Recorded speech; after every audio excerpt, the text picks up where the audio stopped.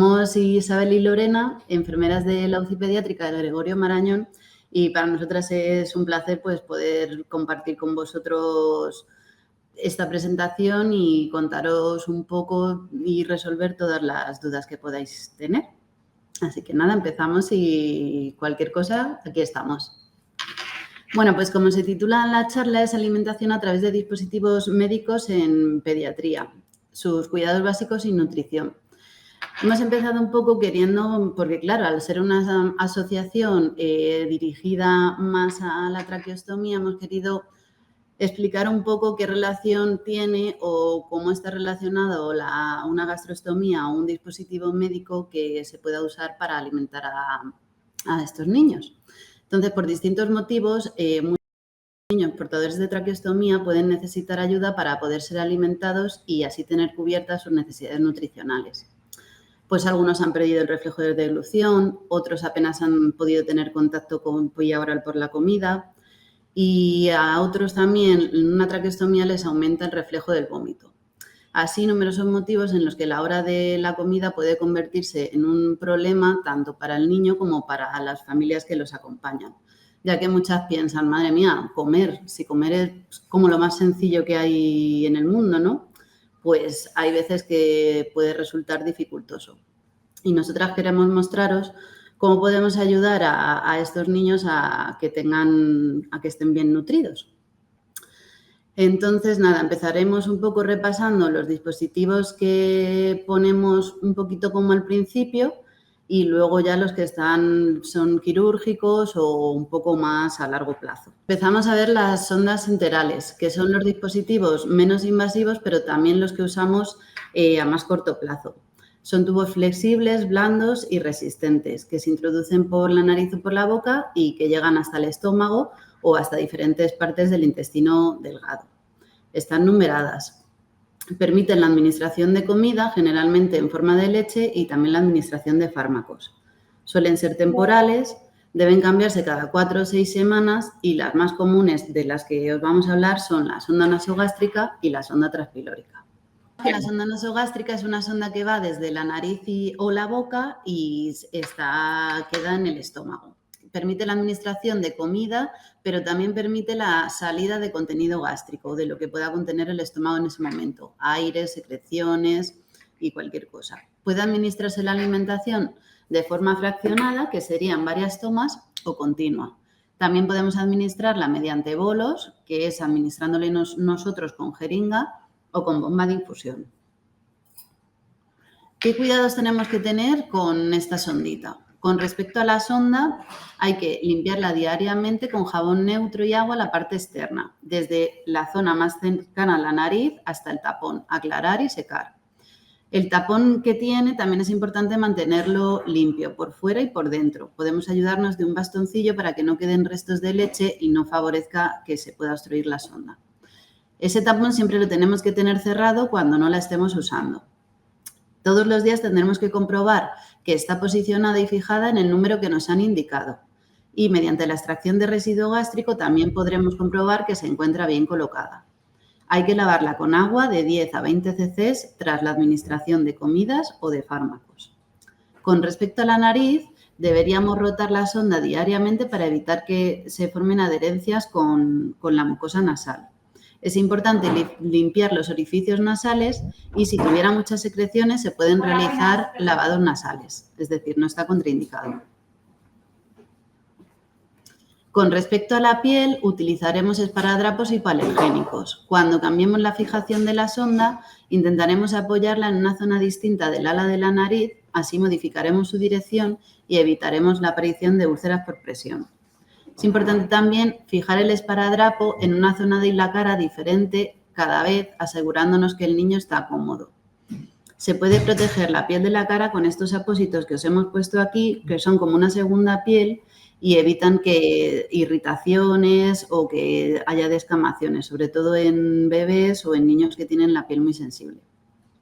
También está indicado cuando se hacen algún arañazo, que se llevan la mano a la carita porque les molesta y se hacen algún arañacito. En ese caso también estaría indicado la colocación de este tipo de apósitos. Hay que intentar, aunque sea muy difícil, que el niño no se tire de la sonda, ya que estos tirones accidentales también pueden producir heridas. Ahora vamos a ver un poco la sonda transpilórica, que realmente la estética o por fuera se parece mucho a una sonda nasogástrica. También es un tubo flexible, resistente, también está numerado y la particularidad es que esta sonda, en vez de en el estómago, avanza por el intestino delgado y se queda posicionada en el duodeno. Asegura mejor la absorción de nutrientes. Para comprobarla, al contrario que en la sonda nasogástrica, aspiraremos aire y no aspiraremos, o sea, no saldrá aire. La jeringa nos hará vacío, es decir, echaremos el émbolo para atrás y enseguida se irá hacia adelante. Los cuidados son muy similares a los de la sonda nasogástrica. Siempre asegurarnos de que está limpia, bien posicionada y lavarla con agua después de la nutrición o de la administración de medicamentos. Con esta sonda alcanzamos más rápido el aporte calórico deseado y el aporte calórico también real es mayor. Existe menos riesgo de aspiración. Pues, ¿qué podríamos hacer si se nos obstruye una sonda? Lo primero es deciros que en la mayoría de los casos estas obstrucciones se pueden evitar. ¿Cómo? Pues con una buena prevención. ¿Qué podemos hacer para evitar que se nos obstruya la sonda? Siempre administraremos de 10 a 20 cc de agua después de cada toma de nutrición o de la administración de fármacos. En caso de que tengamos una nutrición continua, podremos aprovechar el cambio de biberón cada 4 o 6 horas para realizar estos lavados. Y en sonda nasogástrica está recomendado limitar las comprobaciones de residuo gástrico, ya que también hay veces que se queda como pegado y es fácil que se nos obstruya. Antes y después también lavaremos la sonda con agua. ¿Qué hacemos si ya se nos ha obstruido? Bueno, pues podemos intentar desobstruirla de varias maneras. Empezaremos conectando una sonda de 5 cc y aspirando para intentar desatascar la oclusión. Si no nos funcionara, cargaríamos una jeringa con agua templada, la conectaríamos a la sonda e intentaríamos realizar un lavado como a toquecitos, que parece que no, pero siempre entra con un poquito de agua. Si se sigue notando resistencia, realizaremos irrigación y aspiración, es decir, intentaremos meter un poquito del agua templada y retirarla, así varias veces para que ese vacío ayude a desobstruirla.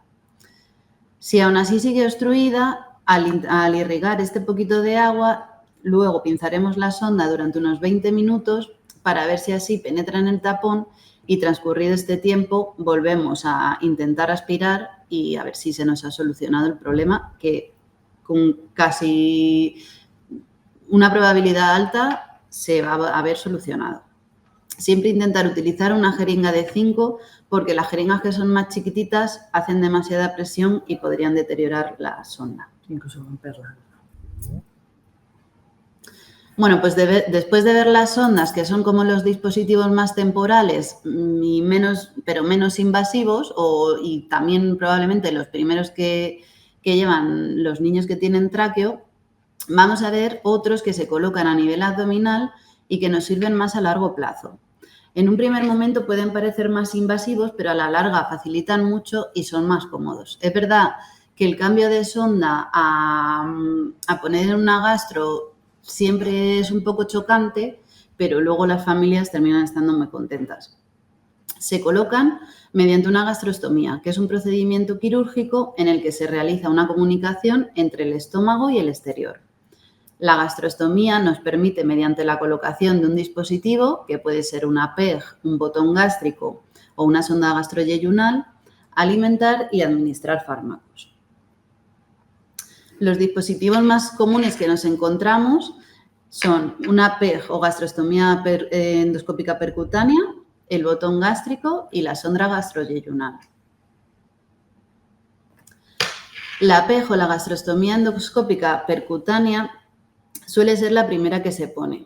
¿Por qué? Porque tiene doble finalidad. Una es la administración de alimentos, como ya hemos visto, pero otra, y quizá todavía más importante, es la formación de la fístula, es decir, del túnel que comunicará la parte interior del estómago con el exterior.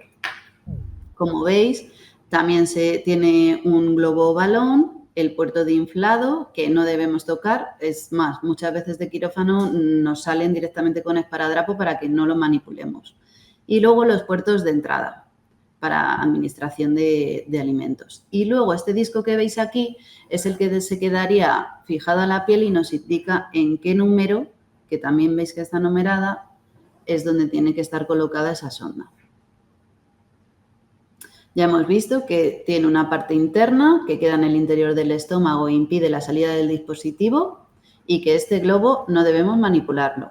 Y una parte externa que constaba de la sondita numerada, el disco que hace tope con la piel. ¿Qué tenemos que cuidar del apejo? ¿Cuáles son los cuidados que tenemos que hacer? Pues lo más importante es mantenerla sin que se salga mínimo 3 o 4 semanas, que es el tiempo que tarda la fístula en formarse completamente. Si antes de este tiempo hubiera una salida accidental, podría cerrarse. Vigilaremos que la sonda esté en el número que nos han indicado en el hospital. Por supuesto, y esto ya para todo, hay que lavarse las manos antes de manipularla, esta y cualquier otra cosa.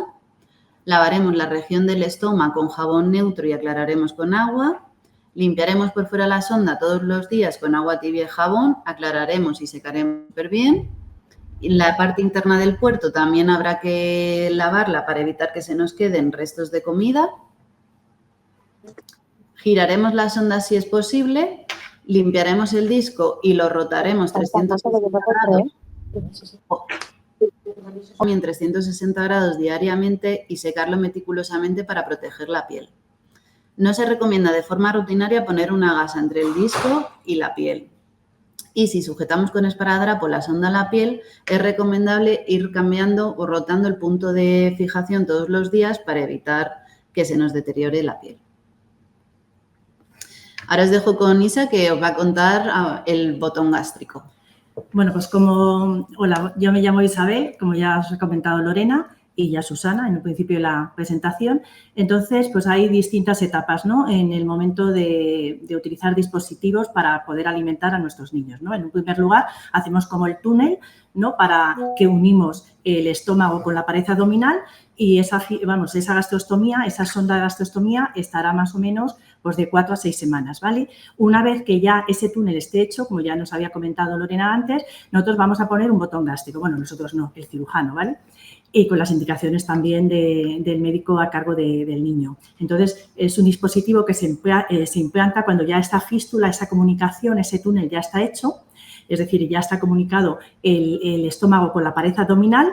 Lo bueno que no se implanta por ningún tipo de procedimiento quirúrgico, debido pues eso a que ya tenemos ese túnel, esa fístula hecha, y el cambio suele realizarse, el cambio de sonda de gastrostomía percutánea es a botón, que vemos, luego lo vamos a ver, bueno, lo estamos viendo aquí en pantalla, que es así muy chiquitito, y ves, esta es la longitud que hay del estómago, va a depender de cada niño, ¿no?, la longitud que hay del estómago a la pared abdominal, y es bastante, pues mucho más funcional y más cómodo para que el niño pueda realizar una vida mucho más completa. En el kit que aparece, que nos dan, pues vemos que es una jeringa para nutrición enteral, vemos que tenemos otra jeringa normal, y luego tenemos 2 dispositivos, 2 alargaderas que nos van a permitir introducir el alimento o fármacos a nuestro niño, ¿no? Tenemos aquí 2 puertos, uno este blanquito que es para rellenar el globo, siempre lo haremos con esta jeringa normal en FIT, que sería, y lo rellenaríamos con agua destilada, ¿vale? Porque el suero fisiológico precipita y puede deteriorar el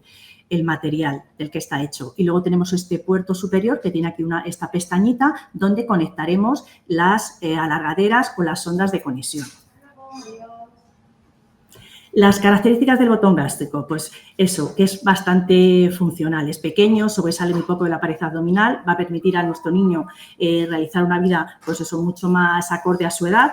Son sondas que se utilizan, pues eso, son extraíbles, por eso que eso es lo más cómodo, se recambian con facilidad y consta de una parte interna, como os he dicho antes, de un balón globo que queda en el interior del estómago, impidiendo la extracción del botón, y se rellena con agua bidestilada, lo que os he dicho, ¿no?, que no utilizamos suero fisiológico. Y una parte externa que consta de 2 puertos. Uno es el orificio con tapa, que os he comentado antes, por donde se insertan las sondas, y otra es por el que se rellena el globo, ¿no?, y ese es el que mantiene anclado al estómago. Pues aquí vemos otra vez, vamos a hacer otro repasito de lo que es el de las partes que consta un botón gástrico. Vemos que esta pestaña superior, este puerto superior donde se conectarían las sondas, ¿no?, de conexión para poder alimentar al niño, es decir, siempre la medicación y todo, y tanto la alimentación, tenemos que utilizar las sondas de conexión, ¿vale? Luego tenemos otro puerto en el lateral del botón gástrico que sería para rellenar el balón. Y aquí vemos que introduciendo el agua directamente aquí, pues rellenaríamos este balón o globo y que se quedaría anclado en la pared, vamos, en el abdomen del niño. Y esto es lo que sobresale en la pared abdominal. Esto es lo que vamos a ver. Pues aquí veis pues la foto de de un niño que estuvo ingresado en la UDI durante bastante tiempo y que ya está en casa y realiza los cuidados de sus papás. Y entonces pues vamos a ver las sondas de conexión. Aquí estamos viendo que le está pasando la leche, la alimentación, que es, bueno, pues en este caso la alimentación es una leche de continuación. Son sondas que se acoplan al batón y que nos permitan dar comida o fármacos, como os he dicho ya anteriormente, y tienen distintos tamaños. Usamos una u otra, pues dependiendo, pues claro, son de distinto grosor, que unas nos va a permitir para alimentos más líquidos y otras para alimentos con un grosor o que sean un poquito más espesas, ¿vale? Pues eso, las sondas más gruesas para introducir alimentos que tengan una consistencia un poquito más, pues eso, tipo puré, licuado, leche con cereales, yogur, ¿vale? Y las sondas más finas solo para consistencias líquidas.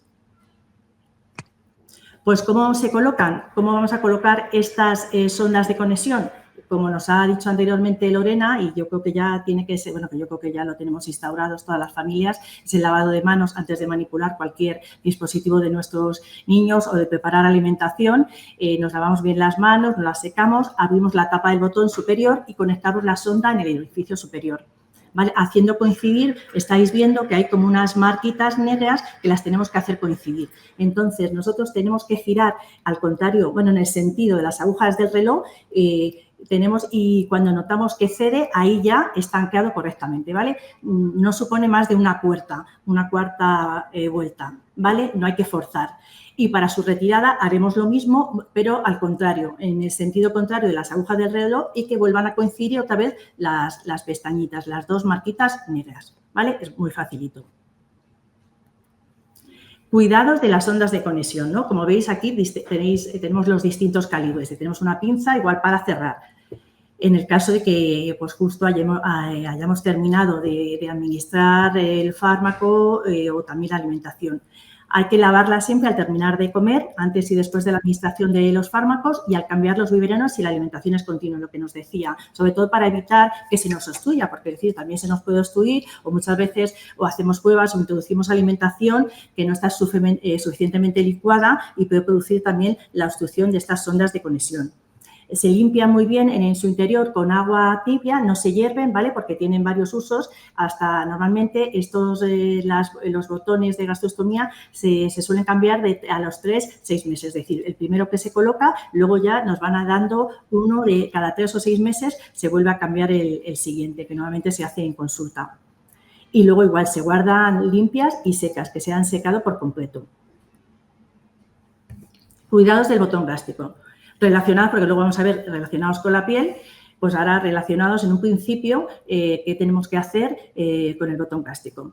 Pues igual, volvemos a repetir lo de la higiene de manos, eso lo voy a repetir como si fuera un mantra, es decir, que tenemos que estar lavarnos la higiene de manos, parece una tontería, pero es que es fundamental. Hay muchos bichos sueltos en nuestras manos. Bueno, eso, vamos a rotar igual el botón, pues igual como hacíamos con la sonda de gastrostomía, vamos a rotar el botón con movimientos circulares, ¿vale? Comprobando que se puede dar la vuelta para evitar adherencias, ¿no? Del botón a la piel. Comprobamos, sobre todo muy importante, que después de haber introducido el alimento o la medicación, cerramos la tapita, ¿vale? Y para evitar que se salga al exterior el contenido gástrico o el contenido farmacológico de las medicaciones que le hayamos puesto. Limpiar todos los días, pues eso es facilito, con un jabón neutro y agua la parte externa, desde la parte más cercana al niño, es decir, desde la piel del niño hasta el tapón y secar muy bien, ¿vale? Evitar que el niño tire el botón porque muchas veces estas extracciones pueden hacer que sobresalga alrededor del estómago, de la boca, de esta apertura que pueda salir líquido bueno, del contenido del estómago y que pueda irritar justo la piel de alrededor, que luego eso lo vamos a ir viendo más tarde. Es verdad que luego en niños pequeños y lactantes podemos usar bodys y en niños más mayores pues hay una especie de cinturones y medias para fijar muy bien y que no haya esa atracción peligrosa que nos pueda generar pues un accidente, ¿no? El recambio del botón, como os comentaba, suele ser semestral, 4 o 6 meses suele realizarse. Y no administrar nada sin conectar las sondas de las alargaderas, ¿vale? Porque es decir, esa conexión, ese puerto superior que tiene una tapita, pues podríamos conectar una jeringa normal, pero no se recomienda porque sería cortar la vida de la sonda y tenemos que conectar las alargaderas, ¿de acuerdo? Para realizar cualquier tipo de administración de leche o de medicinas. Relacionados con el balón, pues es verdad que, como os he comentado, ¿no? Que tiene una parte, un balón que se ancla a la pared abdominal, bueno, al abdomen, al estómago. Entonces vamos a comprobar para qué claro, porque se llena con agua y ese agua se puede evaporar. Por lo tanto, hay que comprobarla con una cierta periodicidad. Normalmente te dicen mensualmente o cada 15 días si vemos que hay mucha fuga o hace mucho calor, que se evapora con más facilidad, ¿no? Y, por ejemplo, igual, podemos sospechar que el balón está un poquito deshinchado porque empieza a salir un poco contenido gástrico alrededor de ese estoma, ¿no? De ese agujerito que comunica el estómago con la piel. Entonces, ¿cómo vamos a comprobar el balón? Si os acordáis, en el lateral que ponía balón, ahí vamos a conectar una jeringa en FIT de 5 o 10 cc en la válvula, mientras se sujeta con la mano dominante, la mano no dominante sujetamos muy bien el botón para que no se mueva, porque el momento que vaciemos el agua no lo podemos traer con nosotros. Entonces, vamos a realizar la extracción de ese agua y veremos normalmente, bueno, pues ya una vez que os vais a casa, os dicen, pues este balón tiene que estar relleno de agua, pues tantos cc's, 3 cc's, 5 cc's. Lo más normal es que sea de 3 a 5 cc's y, bueno, dependiendo también del tamaño. Es decir, porque lo máximo que se puede meter, y ya en calibres a partir de 14 French, es 10 mililitros, ¿vale? Entonces, eso ya, de todas maneras, ya os lo dejan dicho, la cantidad de mililitros que se puede rellenar vuestro balón. Aspiramos suavemente el agua del interior, comprobamos la cantidad. Si es menor a la cantidad que teníamos fijada por parte del médico, de la enfermera de la consulta, pues entonces lo que tenemos que hacer es rellenar con agua bidestilada, ¿vale? Es decir, si el botón estaba relleno, nos habían dado la indicación de 3 cc's y tiene solo 2, pues lo que vamos a hacer es rellenar, coger un cc más y lo introducimos justo en el puerto del balón, ¿vale? Pero lo que os decía, que la cantidad de agua normal suele ser de 3 a 5 dependiendo del tamaño del botón, dependiendo también que va a tener relación con el tamaño del niño. Según vaya creciendo, el botón va a ser mayor, porque la longitud desde el estómago a la pared abdominal es mayor.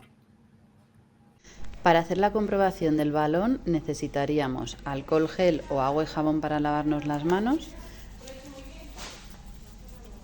agua bidestilada, una jeringa vacía para comprobar el llenado del balón y una con los cc's de agua que nos indica el fabricante, que suelen ser de 3 a 5 dependiendo de los French, por si no nos da tiempo a cargarlo con la jeringa que teníamos para sacarlo.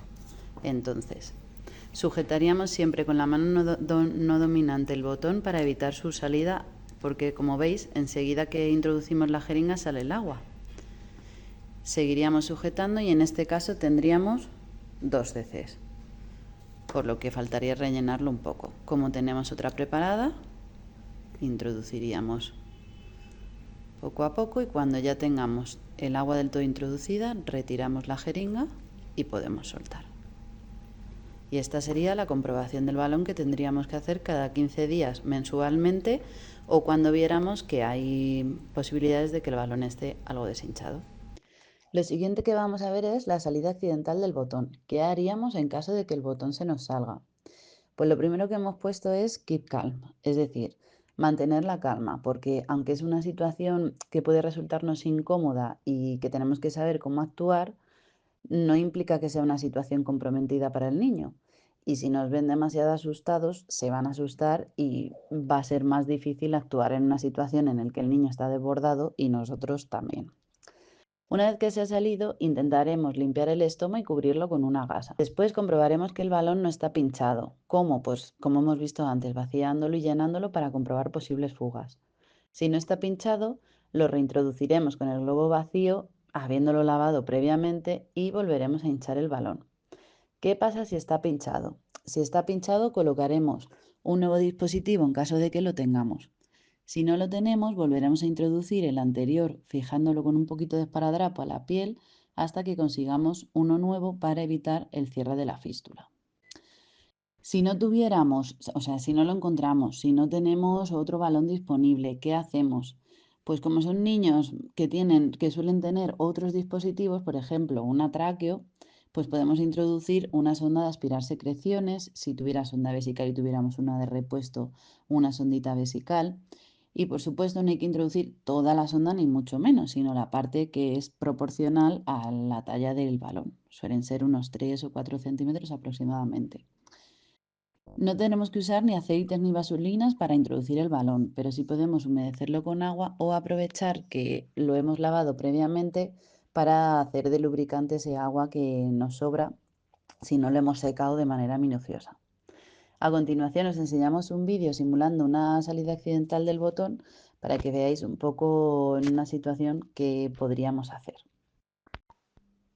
Mayor, qué gusto. Ay, qué alegría, qué alegría verle. Lo que ha costado, lo que ha costado. Pero me estoy mojando. Ay, mojando. a ver, hija, espérate. ¿Qué le pasa? Uy, ¿Qué le pasa? madre que se ha salido. Espérate, que es que, a ver, nos me han dicho que Ay, me tengo que Dios. lavar muy bien las manos. Ay, madre. Ay, ¿Yo venga. te puedo ayudar de alguna Sí, manera? es que hay que lavarlo con agua y con jabón, Vale, con jabón y neutro y voy limpiarlo lavando bien. un poquito el estómago. Sí, sí, mientras sí. te lavas las manos. Ay, madrecita, bueno, es que eso nunca me había pasado, es que menos mal que estabas tú Pero aquí no conmigo. pasa nada, ¿no? Sí, no pasa nada porque, bueno, voy a ver que no esté deteriorado ni nada, Lo ¿vale? Que dejo no se me tapadito. vaya- Sí, tapado para que lo... lo claro. hacemos. Venga, ya, tranquilo, Venga. cosita, no pasa A ver, nada. mi vida, ya está, se está aquí Uy, mamá. uy, Uy, si es que se había vaciado todo. Uy. Pero voy a ver si es que no está pinchado ni nada. Tengo que rellenar 3 mililitros. Rellenamos y comprobamos el balón, entonces, ¿no?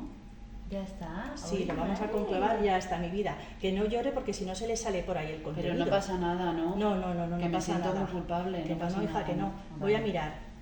Vale. No, pues bien, está y no sale agüita, es decir, que no está picado, ¿vale? ¿Qué hago? ¿Te lo compruebo. lavo? Sí. Antes de... Y porque se lo tenemos que volver a poner, Sí, ¿no? Voy a claro, no hace lavarlo. falta que esté estéril, me dijo el médico, pero lavarlo bien con agüita y con jabón. Vale, mi vida, ya está. ¿Ya está. te lo he lavado? Ya está, pues ya está. Como he comprobado el balón, pues ya lo he vuelto. Bueno, si lo meto también con algo hidrosoluble, me dijeron con algún gel hidrosoluble o si no con un poquito de agüita, ¿vale? Para favorecer que la inserción. Voy a meterlo. Pero ni poniendo- aceite ni vaselina, ¿no? No, Solo nada, agua. nada. Solo Vale. algo que sea hidrosoluble, me dijo Vale, la enfermera y los dos y el médico. Entonces Vale. lo voy introduciendo tranquilamente. A mi niño que bien se ha portado, si es que es un campeón, mi gordito, ya está. Sí. Ay, qué susto, Pues menos mal que no ha pasado nada. ya te digo. La última sonda que vamos a ver es la sonda gastroyeyunal. Es una sondita muy parecida a la PEG. Se implanta también de manera quirúrgica, de forma percutánea. Es una sonda flexible, numerada, que se introduce a través del abdomen. La diferencia es que una luz queda en el estómago y otra se avanza hasta el intestino delgado, hasta la zona del yeyuno. Esta sonda se implanta en niños que no toleran la alimentación gástrica, niños que tienen un reflujo severo, que han hecho aspiraciones pulmonares, en atresias de esófago con fístulas traqueales, problemas neurológicos y tienen que ser alimentados por el intestino delgado. Tienen 2 luces, como ya hemos dicho, una en el estómago que permite el vaciamiento gástrico de aire, secreciones, moco, y otra en el yeyuno, que es la que se emplea para la administración de comida y medicación. Como particularidad de esta sonda es que la comida no puede ser administrada a bolos, tiene que ser administrada de forma continua para evitar el síndrome de dumping y síndromes de vaciamiento gástrico muy rápido. Ahora vamos a ver los cuidados de la piel, ya que en estos niños es fundamental para prevenir infecciones, heridas y la formación de granulomas. Imprescindible lavado de manos antes de cualquier procedimiento. Hay que limpiar diariamente la región periestomal con agua tibia y jabón neutro, aclarar y dejarlo bien sequito. Podemos aprovechar el momento del baño para chequear la zona y hacer una limpieza más exhaustiva. La eterna duda, ¿gas entre la piel y el disco o el botón? Sí, no, ¿qué hacemos? Pues de forma rutinaria no debemos poner gasa entre el disco y la piel, ya que incrementa la atracción de la sonda, la humedad y el riesgo de infección. Sí podremos ponerla en caso de que tengamos una fuga periestoma. Por ejemplo, hay veces que cuando el estoma es más grande que el botón, pero todavía no lo suficiente como para poder cambiarlo de talla, hay una fuga siempre de leche o de secreciones. En ese caso podremos poner una gasita, pero siempre tendremos que vigilar que esté limpia y seca, porque el fin es que no macere la piel. Si tenemos una gasa húmeda todo el rato en contacto con la piel se va a seguir macerando. Entonces hay que acordarse de cambiarla siempre que esté húmeda. Valoraremos diariamente el estoma, su tamaño, forma, color y el aspecto del mismo. ¿Qué complicaciones nos podemos encontrar y qué podemos hacer para intentar solucionarlas? Pues aquí estamos viendo una irritación, lesión de la piel periestomal. Se produce por contacto con secreciones gastrointestinales y lo que vemos es un enrojecimiento e inflamación de la piel alrededor del estómago. ¿Qué podemos hacer o cómo podemos tratarlo? Pues empezaremos por intentar tratarlo con suero salino hipertónico, lavando a toquecitos sin arrastrar y secándolo de manera meticulosa.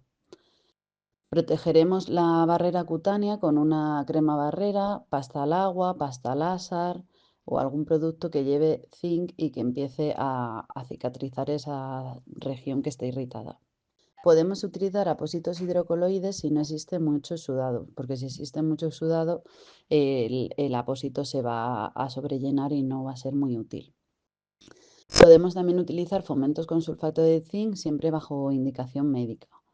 Las cremas que llevan vitamina E, tocoferol, también sirven para este tipo de irritación en la piel. Y luego, como hemos visto, soluciones acuosas con sulfato de zinc a bajas concentraciones también nos puede servir. Aquí hemos puesto ejemplos que papás nos han dicho que les ha ido bien para proteger la barrera de la piel. Otra de las complicaciones más frecuentes que solemos encontrarnos son los granulomas, que son, como vemos en la foto, esa reacción del tejido periostomal de color rojizo brillante al propio material del dispositivo. No es doloroso en un primer momento y sí que suele sangrar con el roce. ¿Cuál es el tratamiento para intentar que se quite o que reduzca el tamaño de este granuloma?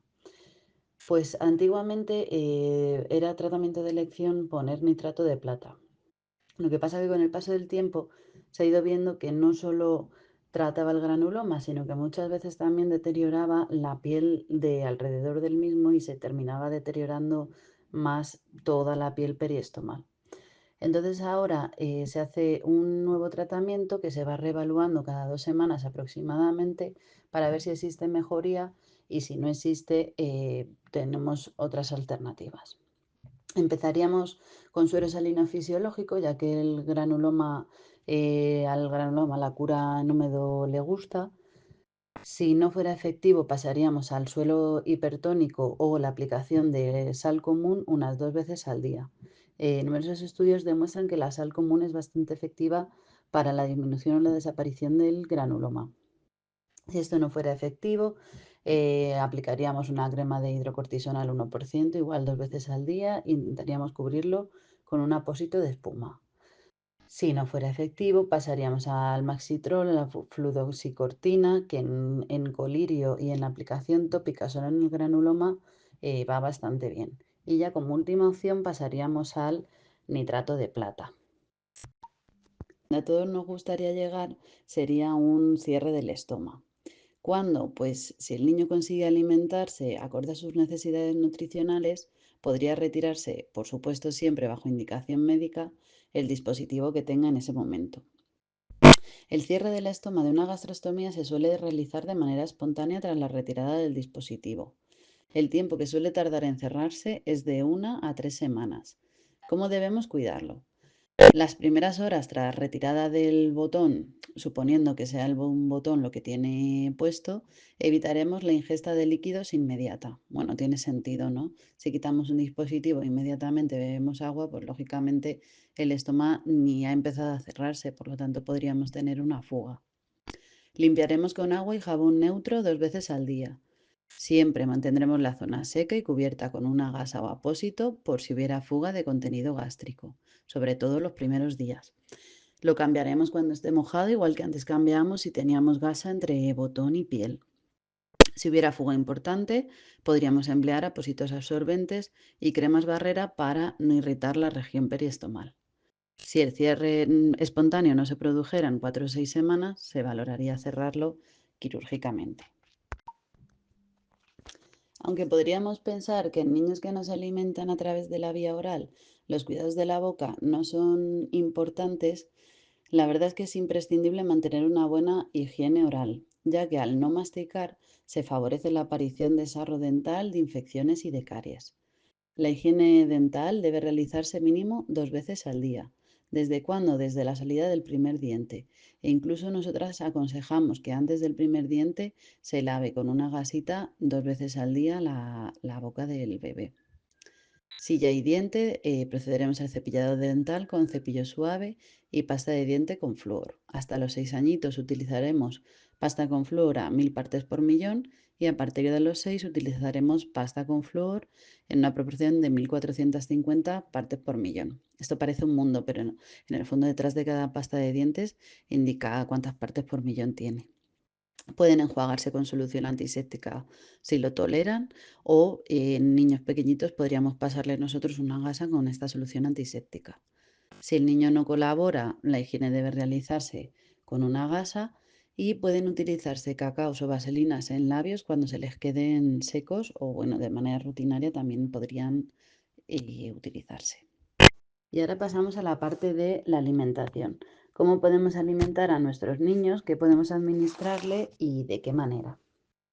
Como ya hemos visto anteriormente, lo más importante es asegurar el aporte nutricional, adaptado a cada niño que presenta dificultad o imposibilidad para alimentarse a través de la vía oral. Dependiendo del dispositivo que tengamos, podremos administrar diferentes texturas. El botón gástrico suele ser el más versátil, ya que podemos administrar consistencias tipo puré y consistencia más líquida, gracias a que tenemos las sondas de conexión que son más gruesas y las que son más finas. Por la PEG podremos administrar consistencias algo más líquidas que el puré porque suelen ser de tamaños más pequeñitos si el niño es más pequeño. Si el niño es más mayor, podremos administrar consistencias tipo puré si el grosor de la sonda nos da para poder hacerlo. Y a través de la sonda nasogástrica y la sonda transpilórica solo administraremos consistencias líquidas tipo nutriciones enterales, leche materna, agua, ese tipo de textura. Como vemos aquí, podremos administrar fórmulas enterales. Hay muchísimas, cada una adaptada a vuestro hijo y pautada por su médico. Pues hay más ricas en proteínas, menos para niños alérgicos o intolerantes a la proteína de la leche de vaca. Dependiendo de las necesidades que tenga cada niño, se puede pautar un tipo de nutrición enteral u otra. Podremos administrar también leche materna y alimentos triturados o como los conocemos habitualmente, los típicos purés. ¿Cómo tienen que ser estos purés? Pues siempre intentaremos no, es imprescindible que sean alimentos naturales cocidos, triturados o licuados. Se administran en bolo a través del botón gástrico mediante sus ondas de conexión. En bolo, ¿qué es administrar en bolo? Bueno, administrar en bolo no tiene más misterio que coger una jeringa, llenarla de lo que vayamos a administrar, conectarlo a la sondita de conexión e ir administrándolo con nuestra mano despacito. Evitaremos huesos y semillas, ya que pueden deteriorar el dispositivo. Las bebidas carbonatadas y los cítricos también pueden dañar el material de las ondas de conexión. Intentaremos prepararlos en el día y siempre administrarlos a temperatura ambiente, ni muy fríos ni muy calientes. Las fórmulas enterales son composiciones formadas por proteínas, hidratos de carbono y grasas. Están enriquecidas con vitaminas y minerales, creadas de manera artificial y deben conservarse en un lugar seco, fresco y protegidas de la luz. Se administran, como hemos visto, por sonda nasogástrica, sonda transpilórica, botón gástrico o PEG. Es decir, se pueden administrar por cualquiera de los dispositivos de los que hemos estado hablando.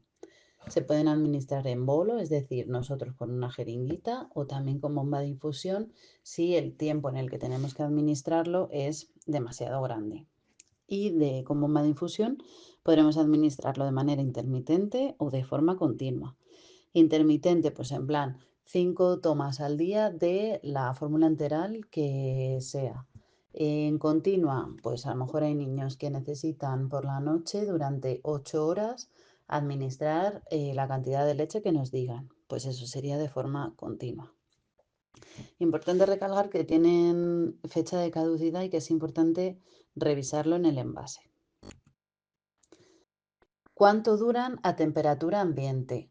¿Cuáles son las recomendaciones generales de estabilidad? Las fórmulas en polvo reconstituidas duran de 2 a 4 horas. Las fórmulas con elementos nutricionales añadidos, por ejemplo, cuando añadimos MCT, máximo 4 horas.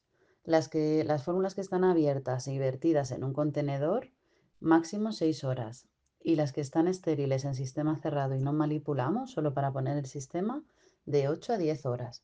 Siempre, como hemos dicho, comprobar estabilidad en envase de la nutrición, porque estas son recomendaciones generales, pero a lo mejor un fabricante nos indica que su leche puede durar más o menos tiempo a temperatura ambiente y es la indicación que debemos seguir. La leche materna. La leche materna fuera de la nevera dura 4 horas y en nevera se conserva durante 12. Lo mismo, puede administrarse en bolo o mediante bomba de infusión.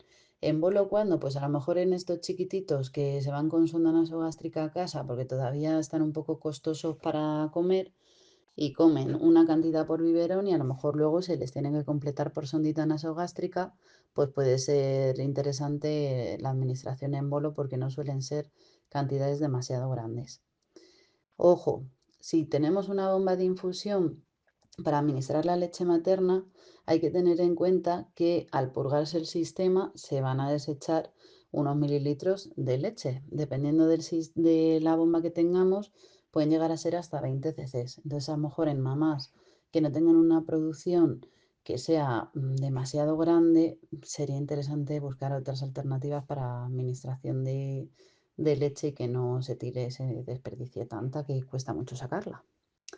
Y los aportes de agua que debemos realizar al niño, independientemente de los alimentos, también nos lo indicará el médico acorde a su peso y edad. En principio, los menores de 6 meses no necesitan agua más allá de la que contiene la leche. En mayores de 6 meses, niños con alimentación complementaria ya instaurada o niños mayores, podemos administrar agua. ¿Cuándo? Durante la comida, por ejemplo, podemos poner una jeringa de comida y una jeringa de agua. Al terminar la comida, si vemos que no está demasiado empachado y que no le va a sentar mal, entre comidas si lo tolera bien, sobre todo cuando hace mucho calor para mantenerlos bien hidratados. Y también si vemos que se nos hace un poco bola la administración de agua o que el niño termina muy lleno o que está como vomitón o lo que sea, podemos administrar aprovechar el momento de administración de fármacos o el de lavado de las sondas y poner un poquito más de agua de lo que pondríamos y así completar sus necesidades. Aunque ya lo hemos adelantado un poquito anteriormente, ¿qué formas de administración de la comida tenemos? Mediante jeringa, lo que llamaríamos una administración fraccionada o en bolo, o mediante bomba de infusión, que podemos administrarlo de manera fraccionada, es decir, de manera intermitente o de forma continua. Mediante jeringa para administrarla fraccionada o en bolo, porque claro, en continuo no vayamos a estar 24 horas apretando una jeringa con la mano así de forma continua, no tiene sentido. Por eso se dice que se tiene que administrar de manera fraccionada o en bolo. Mediante esta técnica ya hemos visto que podemos administrar purés, fórmulas enterales, leche materna, cualquier cosa que podamos administrar por el dispositivo que tengamos. Se emplea cuando nuestro niño tiene un dispositivo en el que la comida se administra en el estómago. Ya hemos visto que no se emplea en niños que tienen sonda transpilórica o sonda gastroyeyunal. El tiempo mínimo que recomendamos de administración son aproximadamente 30 minutos. En caso de que nuestro niño lo tolera bien, podríamos bajar ese tiempo de administración. Cuando nos indican que el tiempo de administración tiene que ser mayor, emplearemos una bomba de infusión. ¿Para qué? Para leche o para agua. Por la bomba de infusión lo que no podemos poner son purés porque no tenemos sistemas suficientemente grandes para que no se obstruyan. Jeringa, ¿cómo lo haríamos? Pues en caso de que tengamos un botón gástrico, prepararíamos el material, nos lavaríamos las manos, conectamos la sonda de conexión siempre con la pinza cerrada, ponemos al niño sentadito si nos deja, o sea, lo ideal es que esté sentadito o de lado. Eso es lo ideal. Luego, pues ya sabemos que a cada uno os funciona una manera de hacerlo en casa. Conectamos una jeringa distinta a la que vamos a emplear para la administración de comida y comprobamos residuo gástrico. Si en caso de que nos lo hayan indicado, no todos los niños necesitan que comprobemos residuo gástrico. Lo que sí es importante recalcar es que la jeringa que usamos para el residuo no la usamos para la administración de comida. Una para el residuo, que suele ser más pequeña, y las de administración de comida, que suelen ser más grandes, de 50 o 60 cc. Si lo hemos comprobado, cerramos la pinza, quitamos la jeringa, cargamos el alimento en nuestra nueva jeringa, conectamos la jeringa con el alimento, abrimos la pinza, comenzamos la administración en unos 30 minutos, como hemos visto. Podemos intercalar puré y agua, cerramos la pinza, retiramos la jeringa, conectamos una jeringa con agua y la administramos siempre para qué, para dejar lavada botón y sonda, retiramos la sonda de conexión, cerramos el tapón del botón gástrico y mantenemos al niño incorporadito unos 30 minutos. Esto, como siempre, decimos que es lo ideal. En nuestra casa, pues debemos hacer lo que buenamente podamos. La recomendación es mantenerle incorporado de 30 minutos a una hora después de la comida. Mediante jeringa, ¿cómo lo haríamos? Pues en caso de que tengamos un botón gástrico, prepararíamos el material, nos lavaríamos las manos, conectamos la sonda de conexión siempre con la pinza cerrada, ponemos al niño sentadito si nos deja, o sea, lo ideal es que esté sentadito o de lado. Eso es lo ideal. Luego, pues ya sabemos que a cada uno os funciona una manera de hacerlo en casa. Conectamos una jeringa distinta a la que vamos a emplear para la administración de comida y comprobamos residuo gástrico. Si en caso de que nos lo hayan indicado, no todos los niños necesitan que comprobemos residuo gástrico. Lo que sí es importante recalcar es que la jeringa que usamos para el residuo no la usamos para la administración de comida. Una para el residuo, que suele ser más pequeña, y las de administración de comida, que suelen ser más grandes, de 50 o 60 cc. Si lo hemos comprobado, cerramos la pinza, quitamos la jeringa, cargamos el alimento en nuestra nueva jeringa, conectamos la jeringa con el alimento, abrimos la pinza, comenzamos la administración en unos 30 minutos, como hemos visto. Podemos intercalar puré y agua, cerramos la pinza, retiramos la jeringa, conectamos una jeringa con agua y la administramos siempre para qué, para dejar lavada botón y sonda, retiramos la sonda de conexión, cerramos el tapón del botón gástrico y mantenemos al niño incorporadito unos 30 minutos. Esto, como siempre, decimos que es lo ideal. En nuestra casa, pues debemos hacer lo que buenamente podamos. La recomendación es mantenerle incorporado de 30 minutos a una hora después de la comida. ¿Cómo haríamos en caso de que tengamos una sonda nasogástrica o una PEG? Parecido, lo único que no conectaríamos las sondas de conexión porque ya tenemos la propia sonda en sí. Entonces preparamos el material, nos lavamos las manos, tenemos a nuestro niño sentadito, cargamos el alimento con la jeringa, abrimos el tapón de la sonda, conectamos la jeringa, administramos la comida, cerramos el tapón entre carga y carga de jeringa para que no se nos salga lo que estamos administrando, lavamos la sonda con agua cuando terminemos para evitar obstrucciones, cerramos el tapón y de la misma manera mantenemos al niño sentadito una media hora. Si es mediante bomba de infusión, bueno, pues un poquito más cómodo si eso, por lo menos nos da un poco más de libertad de movimiento. Podremos administrar a través de bomba de infusión fórmulas enterales o leches. Ya hemos visto que podemos hacerlo de forma fraccionada o continua. Si es de forma continua, debemos cambiar el biberón cada 2 o 4 horas dependiendo del tipo de leche que sea.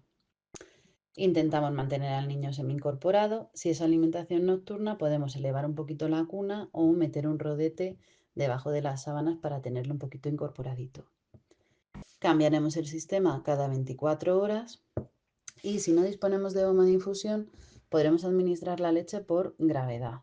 En este caso solo necesitaremos un sistema con conexión al recipiente de la leche y controlar el ritmo con la llave del sistema.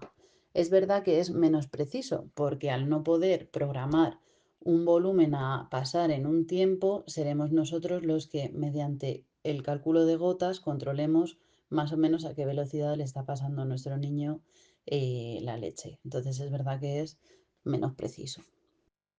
Y por último vamos a ver la administración de fármacos.